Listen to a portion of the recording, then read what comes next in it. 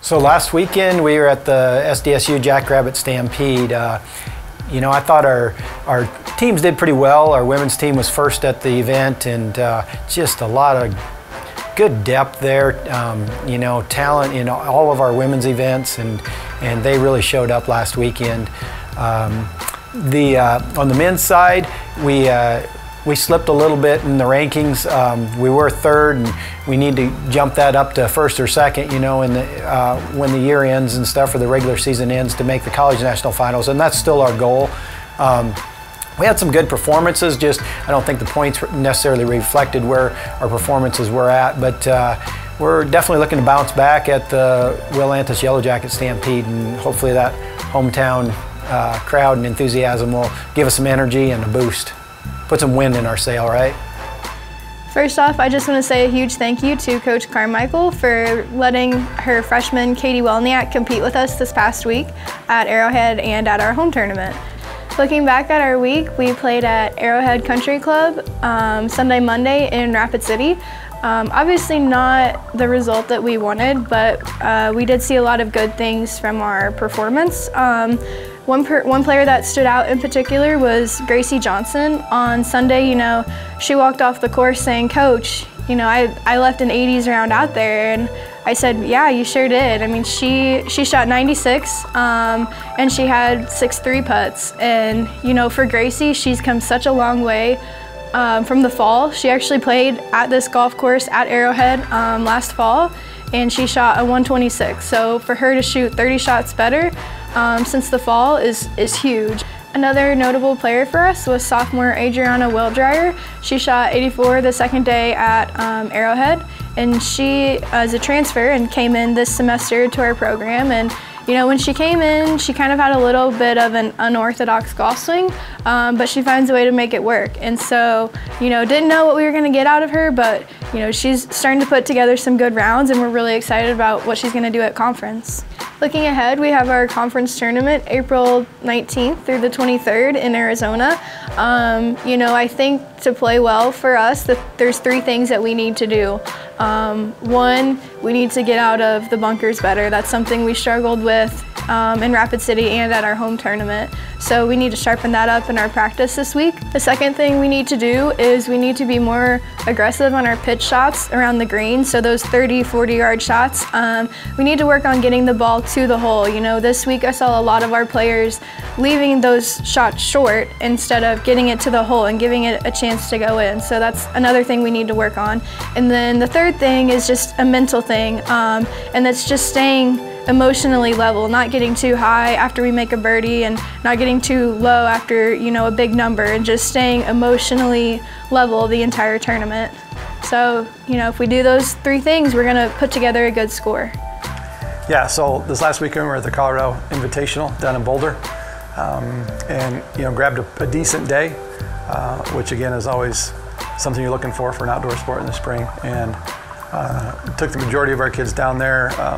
A lot of the distance kids stayed back and just training through the week for the most part. So definitely got some things accomplished. A couple of highlights: Hannah Hendrick provisionally qualified in the pole vault, vaulting 12 feet even, which is a nice PR for her, and you know, put her in that zone, that vibe of maybe being a national qualifier at some point. So you know, she's been chasing that bar, kind of the second half of indoor, and now, you know, the first half of outdoor. So it was good. It was fun to see her get that, certainly. Some of the distance kids did well. Jacob Iverson ran a really solid double in the 15 and the 3K. Tori Moore had a really nice steeplechase there, almost all-time PRing relative to you know, altitude conversion or not. So it was fun to see her feel good about one and get one done there early on the day when there wasn't any wind. You know, Kyla Sawville had a heck of a meet again. You know, our thrower from Wall. She provisionaled in the discus throw, which is a big PR for her. She PR'd in the hammer throw, almost provisionally qualifying in that. And then she threw a solid shot, but not quite like it was the week before at Greeley. But you know, she's really coming around, getting more and more confident with the events that she's competitive in, and really going to become a force, I think, in the league in the throws as she moves her career forward, which will be fun. So it was a good weekend, a good day for us to get down there and just get more competitive efforts under our belt. And you know, now we're looking forward to this weekend and hopefully bringing home some more good vibes and good energy levels as we get closer and closer to conference. Yeah, similar to last year, Tech was going to host this weekend over there in Rapid, and then we kind of got socked with something. So, we moved ourselves down to Colorado Mines and Golden for the meet. And this year, Tech was supposed to host. Obviously, we're getting smashed with some winter weatherish things. So, maybe go to Bismarck. Might go back to Golden. We'll see. We're going to make the decision here probably today in terms of where we are headed. But regardless of where we go, again, it's another opportunity, another weekend to try to get some good stuff under our belt before we, chase down that big conference championship event coming up in a couple weeks. We headed down to Metropolitan State University of Denver and to play Dixie State and to play Metro. And both teams are towards the top half of our conference, so we knew it would be we knew it would be tough competition. So we went down there with a couple game plans. One was to just compete, and to make sure that we were competing against the best and not giving up that big inning like we had the previous weekend. And I thought we did a real nice job of that. We opened up with Dixie, one play, and they scored a couple runs, and we scored a run, and we just couldn't muster up that second run. We had opportunities and just couldn't pull through. And we lost the first game 3-1 to Dixie. And then we faced Metro, and we came out hot. We were ready to play. They're a bit of a rival for us. And we came out and we started out hot. We scored a couple runs in the first, got another one in the second, and we're just out there playing good ball. And Alex gave up one bad hit, and we tried to make a comeback, and we lost that game 8-5. So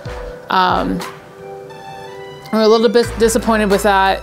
We knew we gave it to them. They didn't earn that. It's not easier, but it's better if you get beat if they earn it instead of giving it to them. But I was impressed. We had Dominique Demana hit a home run. That was her collegiate first. London had some great hits all weekend. We go into day 2, play Dixie State again.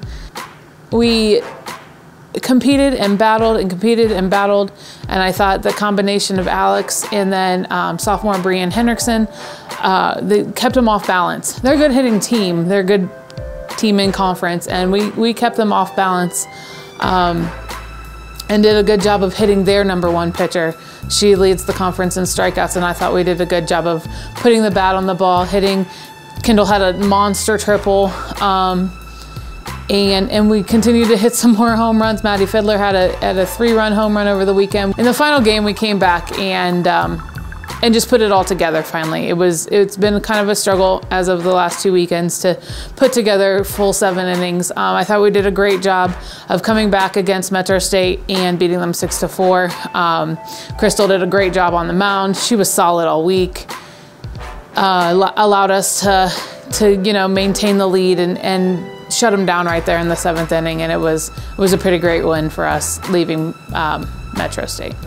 This weekend we are headed to, we really don't know where we're headed, and we will be missing our, 8th or 9th home opportunity in the last 2 years, but we are going to head down as we are right there at 8th place. We've got to play the games and we've got to get them in, and currently Mother Nature is dumping a whole snow globe on us and preventing us from playing at home. So we are looking forward to getting some games in this weekend, provided we can get there. So.